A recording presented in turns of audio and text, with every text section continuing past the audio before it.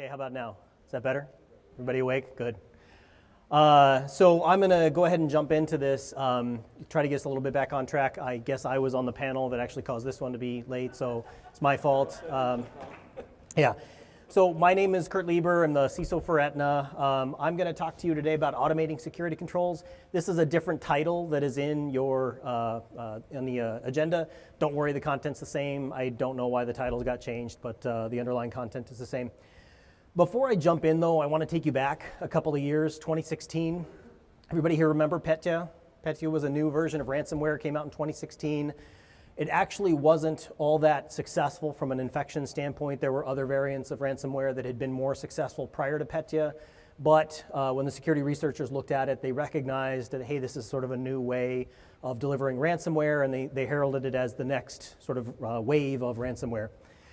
And it turns out they were right, because fast forward in about a year to June of 2017, so just about a year ago now, and there was a new attack that came out, and this one was much bigger.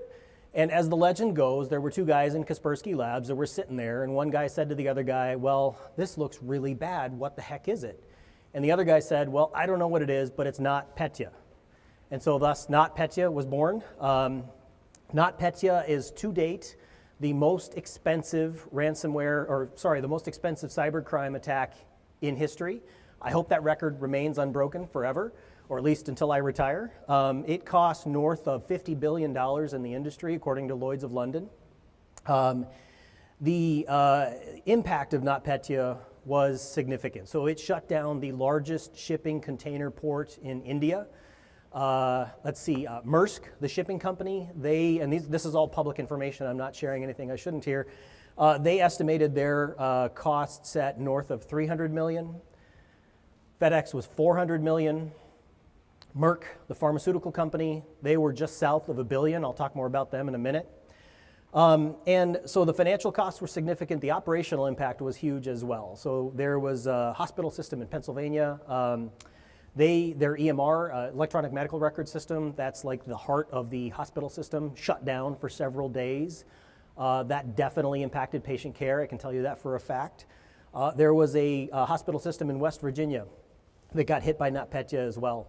And they looked at their resultant infrastructure and what it would take to recover it. And they just said, you know what? To heck with that, we're throwing it out and we're going to start building a whole new infrastructure from scratch. That's how difficult it was for them to recover from that. So the impacts from these, from NotPetya was significant. And if you've read any of the articles, you've probably seen and understood some of that. One of the things the articles don't necessarily talk about, though, is the speed at which this happened. And so I'll use Merck as an example. And again, this is all public information. Merck was hit hard by NotPetya. They lost 15,000 servers as part of the attack. They lost essentially their entire Windows server infrastructure. So think about that for a minute. That's Exchange, that's Skype, that's SharePoint, most of their file servers had a huge impact, and they were down for weeks. That's not the scary part. The scary part is they lost those 15,000 servers in less than 90 seconds. It's 166 servers per second. Now, I don't care what kind of security organization you have, there is no security team in the world that can respond to 15,000 servers in less than 90 seconds. That was a little bit of a wake-up call for Aetna. We looked at that, and we feel we have a pretty mature program. We looked at that and said, you know what, if that happens to us, if we don't have a perfect patching strategy and we miss something, that could happen to us, and we won't be able to respond. And all of a sudden, we're going to be the ones that have 15,000 servers that have just been compromised in 90 seconds. So thus was born our control automation effort. And this is something that is unconventional. I think you'll see that as we get into it. In my opinion, this is where security has to head. You all will go there. It's just a question of how quickly you get there and how much pain and suffering you go through in the process of getting there. But this is the only way, in my opinion, that you can protect against a NotPetya-like attack. And so for us, I talked about this. For us, this is what we term model-driven security. The closest industry term for this is UBA, User Behavior Analytics. It's not the same. We don't stop at analytics. We actually use this to develop controls or make real-time control changes. And UBA is traditionally used as a detective control, looking backwards in the past. We use this as a preventative control, as you'll see. Essentially, at its core, we gather all of the user action or entitlement data that we can. So we look at proxy logs, we look at web logs or email logs, we look at DLP logs. We gather all of the entitlements for our top 200, I think currently, high-risk applications. We look at all of the actions taken using those entitlements. We put all of that into a giant data lake, and then we run a bunch of models on that, or a bunch of analytics. And out of that comes what we term an individual risk score, a user risk score. And this is very analogous to a credit score. You're all familiar with the credit score. It goes up or down depending on how you pay your bills and certain other factors. This is similar to that. Depending on your actions, this is individualized to you as a workforce member, that will adjust your risk score up or down. If you have a privileged account, your risk score is going to be inherently higher than myself. I don't have a privileged account. Even if you have access to a particular server, if you've never logged into that server before and all of a sudden at 2:30 in the morning you're trying to log in where you've never done that before, that's going to affect your risk score. We have invested 3+ years in getting the most of this data into the data lake so that we can run these analytics and produce as high quality of a risk score as possible. We term this AIRS. Aetna's Entitlement Identity Risk System. Everything has to have a cool acronym. This was the best we could come up with.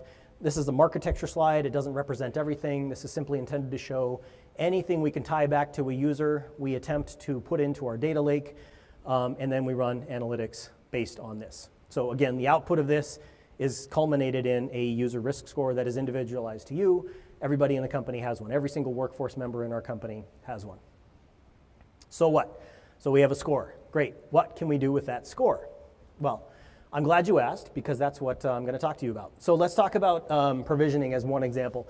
This actually is less of a security tweak and more of a user benefit tweak. So the example I always like to give is, let's say your colleague sends you an email saying, hey, could you take a look at this spreadsheet and I really need your opinion on something. And in the email, there's a link to a SharePoint site. This should take you less than 5 minutes, just really need, and it's time sensitive. Could you take a look and get back to me pretty quickly, please? And this is actually somebody you like. So you're going to go ahead and click on that, and all of a sudden you get the access denied message. And we've all received this in our career. And thus embarks what I call the journey. The journey is now, especially for a large enterprise, I need to figure out which access request system I need to go to, because large enterprises don't usually have just one. They have multiple, and Aetna is no different. So I have to go figure out which access request system I need to go to. And then once I'm there, I have to fill out the form. And hopefully I know what I'm supposed to request access to. So then I have to figure out exactly what I should request. And then I've submitted the form. Now I have to wait for at least 1 and potentially 2 layers of approval. My manager typically has to approve it, and then in some cases the resource owner will have to approve it. And then, if it's not an automated fulfillment, I have to wait for somebody to grab the ticket out of the fulfillment queue, log into whatever system it is, and put my user ID into that particular group. So now I have access to this spreadsheet system.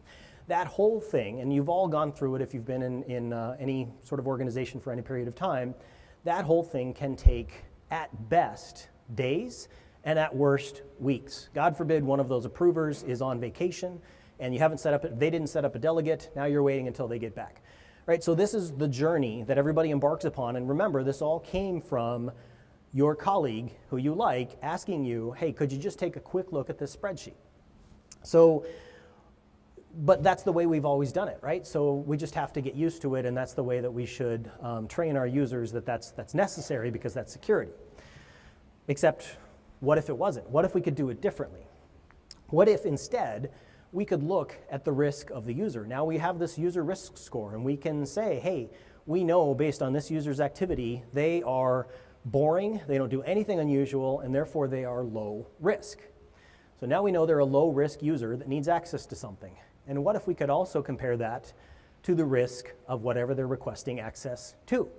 So we know that this spreadsheet, for example, the SharePoint site that it's contained within, it doesn't have any sensitive information. It's got no SSNs, no PHI, no credit card numbers. It's just a sort of generic SharePoint site.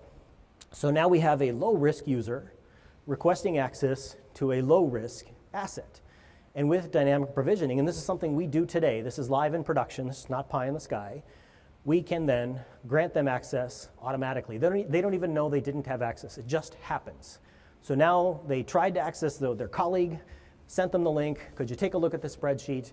They clicked on the link, they didn't have access. Behind the scenes, they're automatically granted access because we just don't care. Everything is low risk here. Why would we ever make them request access?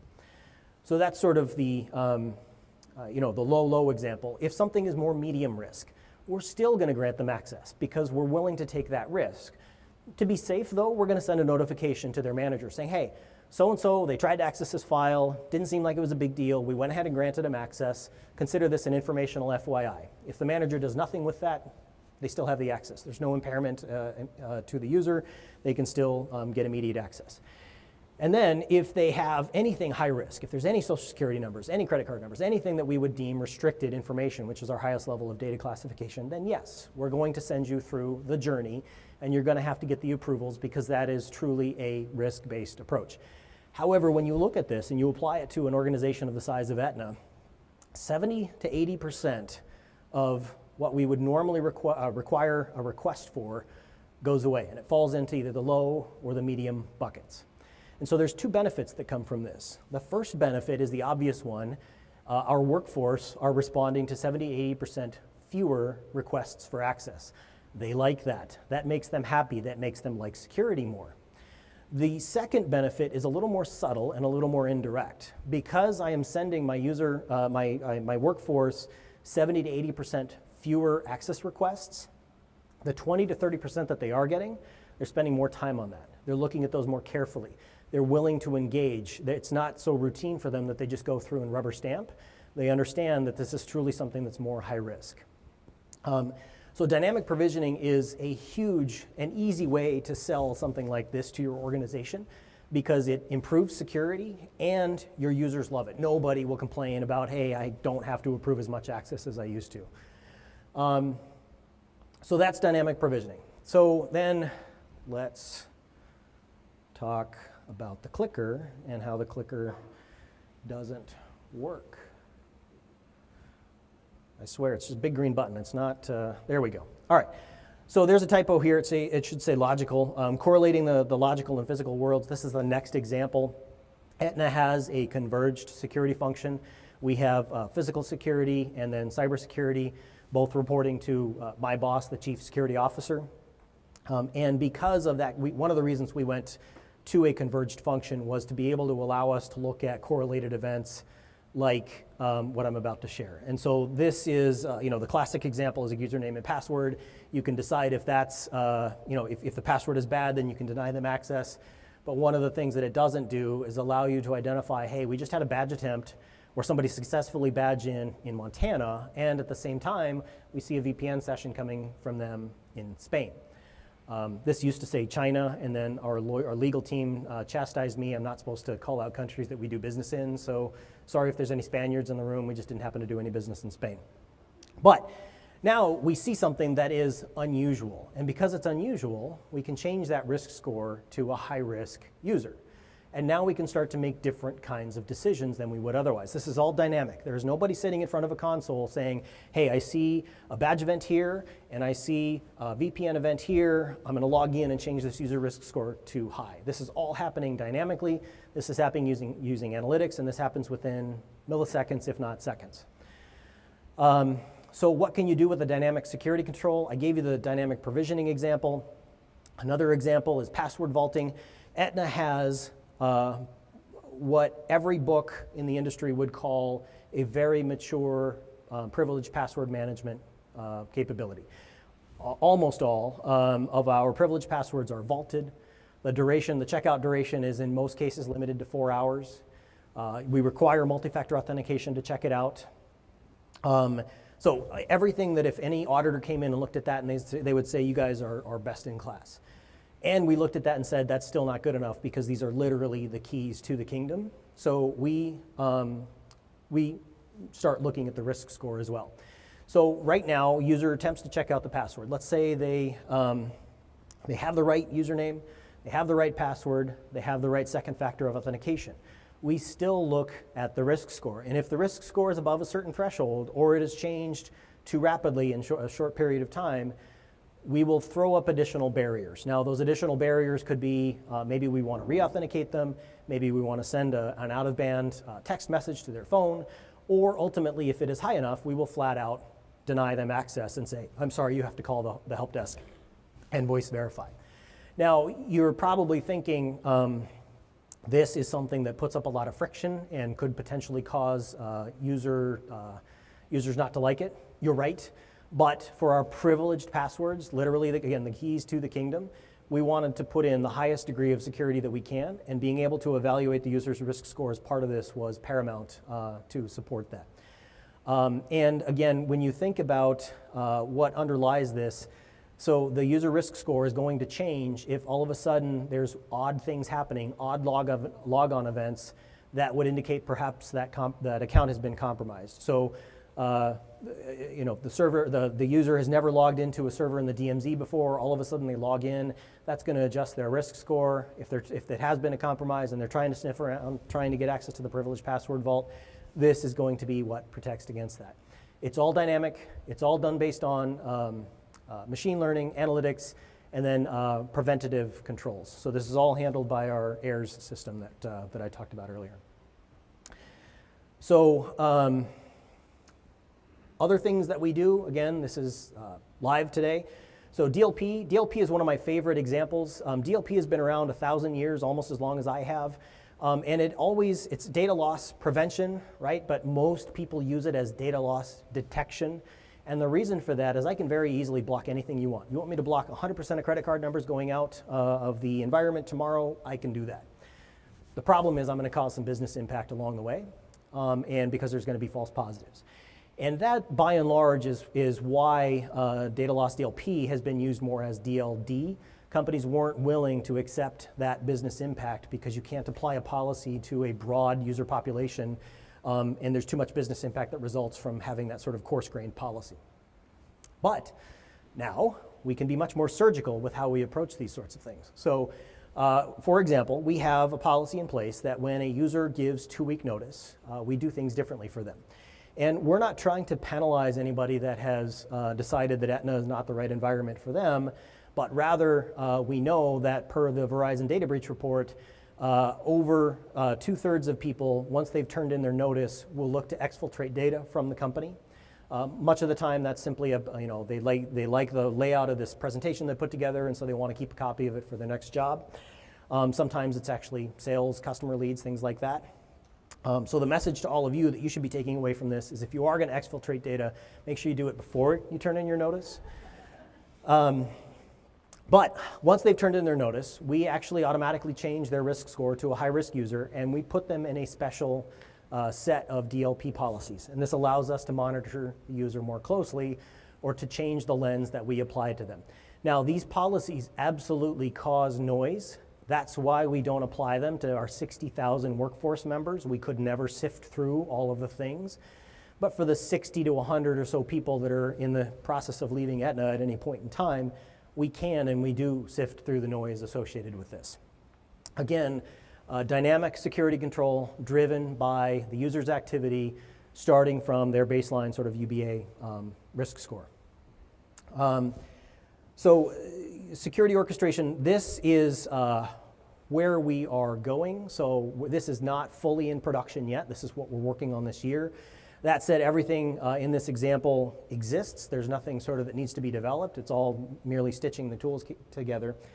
One of the things we're looking to do is not just look at the absolute value of the score, but also the rate of change of the score.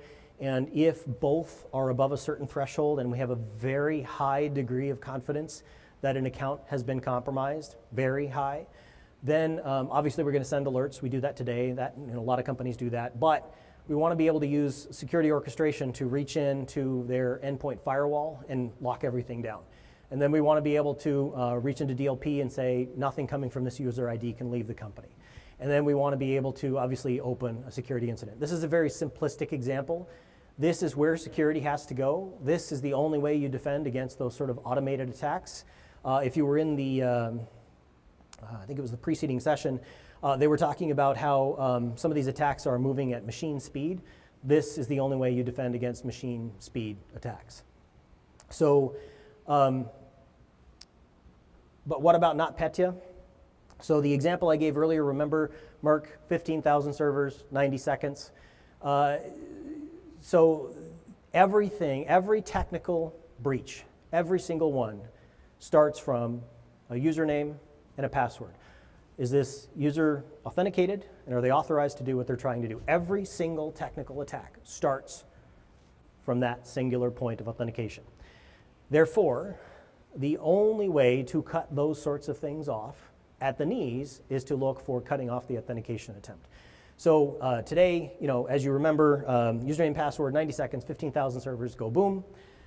We are implementing behavioral models looking at the activity to be able to cut off the access. Now this is very easy to talk about. It's really easy to put on a slide. It's very hard to do. When you consider, let's just say it's a Windows world and you have domain controllers out there, synchronizing the domain controllers and making sure you get the thing shut off within 90 seconds becomes very challenging. So this is not easy. This is not a simple example you can go out and implement tomorrow. But I would posit to you all, there is no other way of protecting against a not Petya sort of event, short of ensuring that everything else you do is absolutely perfect. And Merck, I know Merck's security program. Terry Rice is their CISO. Terry Rice is a good CISO. They have a good security program. It's not like they were asleep at the wheel. There were reasons why they weren't patched. And it could happen to any one of us, especially a large organization. You need to have other controls in place like this, and this is where we are headed. So behavioral models, everything I've talked to you about today, again, it's what we term model-driven security. So as we embarked down this path, we quickly realized that it was very easy to get sort of model sprawl. We had all sorts of ideas. It's great to get into a room and get some smart security people together and start talking about what could you do with this, because the opportunities are endless, and it gives us no end of things that we then need to prioritize. But it also highlights sort of a model management problem, where if you don't keep careful track of what models do you have in production, what are they doing, how often are they triggering, why are they triggering, you can quickly let this get away from you, and then you have sort of this amorphous mass that you don't know what to do with. So we have a very rigorous model management process. This is our GS model catalog. This is more for illustrative purposes only. This is real data, but we have 162 models in production. We have another 22 in development. These numbers have probably changed. They're a couple weeks old. By the end of the year, our goal is to have at least 200 models in production. There's some folks that have their own personal goal of more like 300 models. This is where we are investing heavily. If you heard my panel presentation earlier, we've been doing this for 4 years now, almost 4 years. I've increased investment in this area every single year. I will likely continue to do that for at least the next several years. All of our downstream security controls are consuming behavioral intelligence in one way or another. Everything we buy, we look for APIs, so we will not buy a product that doesn't have open two-way APIs. The DLP example that I gave earlier, and apologies if there's any semantic people in the audience, but we sort of had to jury-rig that together because semantic Vontu doesn't have the API capability for me to reach in and affect policy.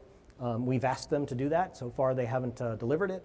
So API capability is critical if you're going to go down this path. Other learnings, you're going to have to go through a prioritization process. As I said, we have no end. There's probably 1,000 different examples of things that we could be doing. We actually have a formal governance process set up with a steering committee, and yes, it's another meeting, but it's a group of security experts that get together and say, of the 1,000 things that we could be doing, we're going to work on these 10 because we don't have resources to do all 1,000, nor frankly do all 1,000 make sense, but at least this gives us a prioritized way of embarking on this. And then the last point, and I think this is, yeah. Oh, yeah, I'll talk about this in a minute. The last point before I move on to the next slide is the entire success of this is wholly dependent on the quality of your data. If you put garbage in, you will get garbage out. We were fortunate in that we had invested already in a fairly robust SIM infrastructure. So we have Splunk. We had already centralized a lot of our logs into Splunk.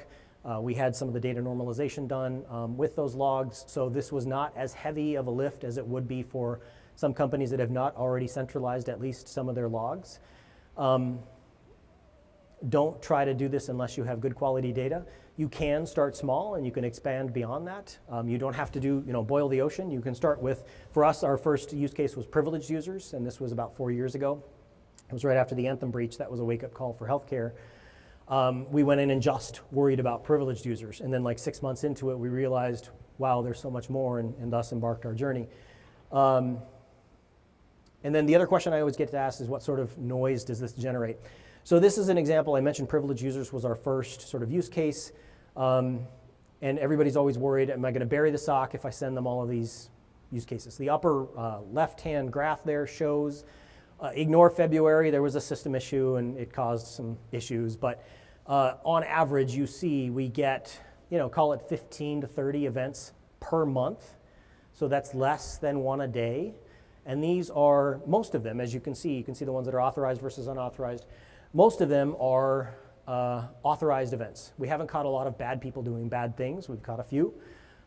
So this has not been incredibly noisy for us. It has not been an incredible resource drain for us. And the trade-off has been a tremendous amount of additional insight into log data that we otherwise wouldn't have had. Rob, the CISO for Ping, was saying earlier, on average, people look at about 0.1% of the log data they have available to them. Humans do at least. This, we're probably, honestly, I would guess we're at least 40%. That's kind of a swag. I don't have metrics to back that up, but we're way higher than 0.1%, and there's nothing that keeps us from going beyond that. Now, this is for one model. As I said, we have 162 models in production. So you take 15 to 30 events per month and multiply it by 162.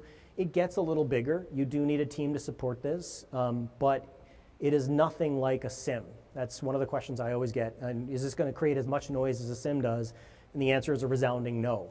Most of these things are things you're going to want to understand. You're going to want to know why it happened. You're going to need to do some investigation. We have caught a lot of people doing the right things the wrong way. One of the most common things we catch is people using somebody else's password. And 9 times out of 10, the person left. They didn't finish what they were supposed to do before they departed, and so they gave their username and password to their colleague and said, "Look, go ahead and finish it out. Here's my username and password. Take care of what you need to do." Again, doing the right thing. They're just doing it the wrong way. We have caught people trying to leave the company, taking more data than we would prefer that they take with them. There's been a lot of that, we've had some other incidents as well. That I can talk to you over a beer sometime.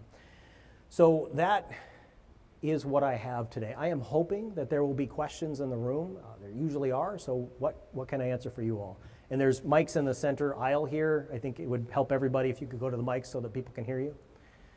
Sir, you had a question. I do. I just want to know, can you go to the mic because we're being recorded? Oh, we're being recorded. Or, what's the question? I'll repeat it. Do you go back and revoke access if you're doing the automated low-risk type of approval? So the question is, when we do the low, where we grant access automatically, do we go back and revoke that access? The answer is no. And I would posit to you, why do you care? It's low risk. So what? One of the things we're actually looking at doing is proactively looking at using peer group analytics. So you just joined a new group. One of the things we want to be able to do is proactively look at all of the other members of that group and not even wait for you to have to try to access something. Say, look, your group number or your person number 10 in this group, 9 other people have this type of access. This type of access is either medium or low risk. We're just going to grant it to you. You don't even have to ask. You don't even have to try to request it. It's just yours. And they're not going to even know that happens. Now, unfortunately, we won't get any credit for that because they're not going to know it happens. But that's an example of where if it's truly low risk, just give it to them. Who cares? focus on the high-risk data. Yes, sir.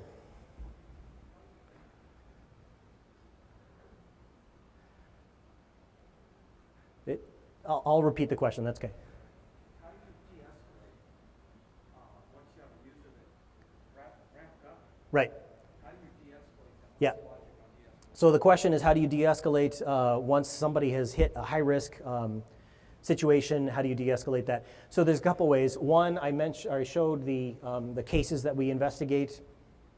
We can go in through the case management system of the tool we're using, and if we mark something as authorized, or forget what the exact nomenclature is, we mark something it's okay, that will sort of decay that out quickly of the model. And then all of the models have a decay built in over time, so that if it sees an event that spikes your risk score a little bit, but not a lot, that will slowly decay out over a period of time. And that's sort of individualized to each particular model.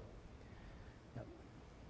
Other questions? Yes, over there. Yeah, can you describe kind of like like an example model, and maybe you said you mentioned you're using Splunk for your stuff. I mean, are your models built on Splunk, or can you kind of describe that a little bit? So describe an example model, and are they built on Splunk? No, they're not built on Splunk.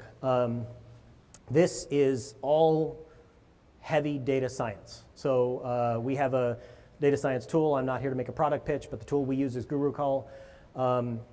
They have a number of models that come out of the box. One example of a model, I gave you the user 2-week notice earlier.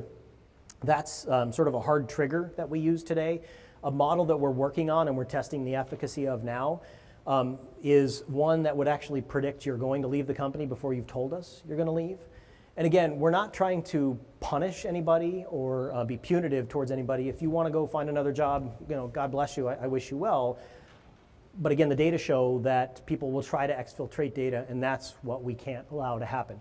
So the model will look at, for example, and this is a very simplistic example, but if you have never browsed monster.com, dice.com, so on and so forth, and then all of a sudden you spend 2 to 3 hours a day per day for several days, that's a pretty good indicator that you might be looking for a new job. So we're going to treat you differently. We're going to apply a different set of DLP policies to you, and we're going to look at you a little more closely than we would otherwise. Other questions?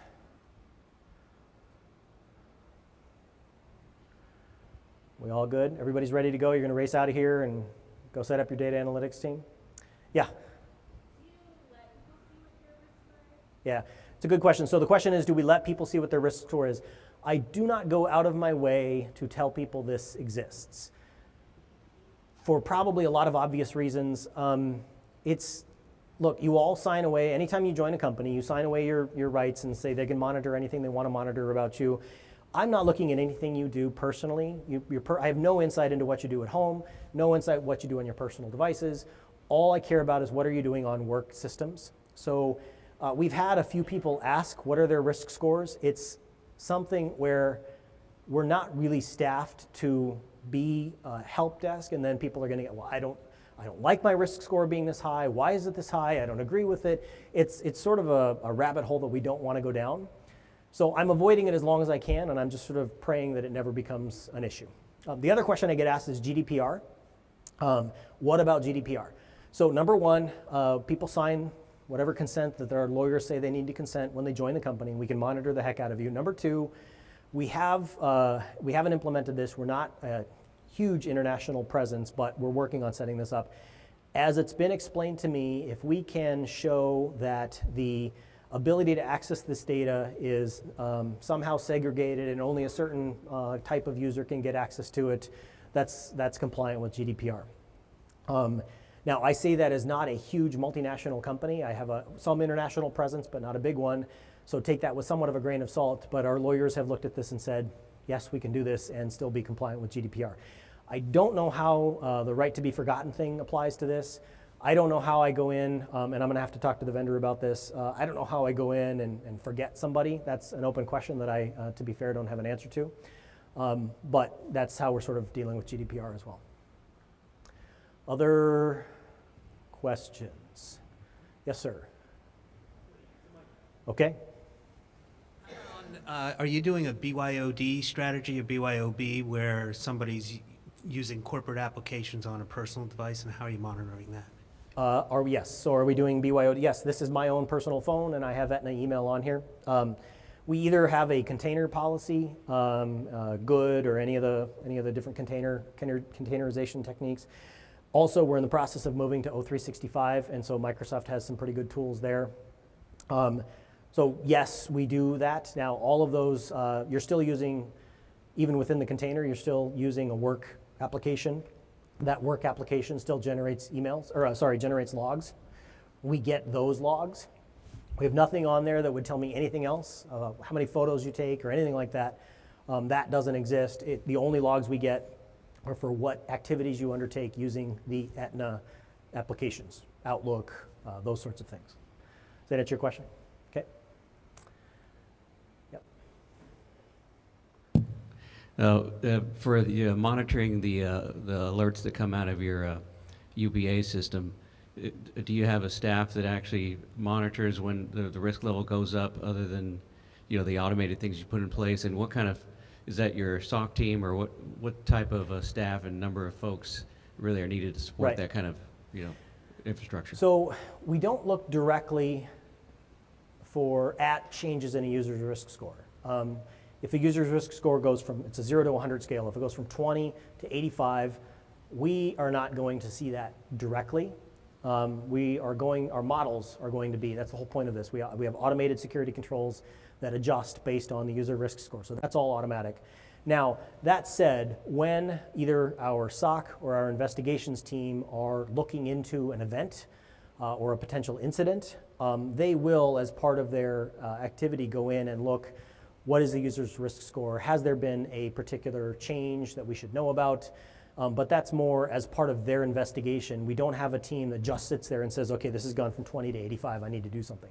Now, that said, I do have a team that does, that looks at the output of 162 models. I think it's 2-3 people, somewhere around there. They're doing that first level triage. Most of that is because we're in a very quick ramp up period. We're deploying a lot of models in a very short period of time. Those need to be tuned over time. Mostly they get tuned automatically through the machine learning.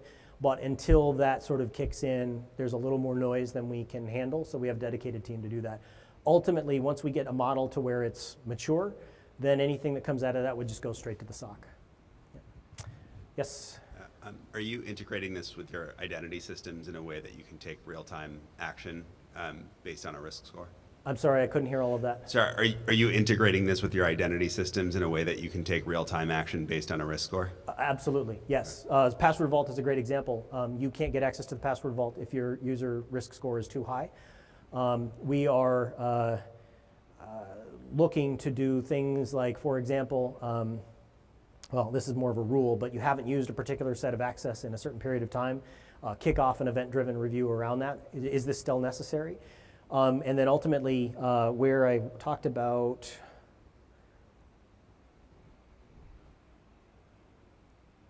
this example, this would be where we would lock out access. So you've done something that we're uncomfortable with. We're going to start stripping out access to prevent you from doing that. Now, do we remove users from groups, or do we simply disable the account? Kind of TBD, but the short answer to your question is yes, we're absolutely integrating with our identity systems so that we can affect access changes. Yeah. Yes? So with regard to dynamic provisioning, how do you address minimum necessary for HIPAA? So the question is for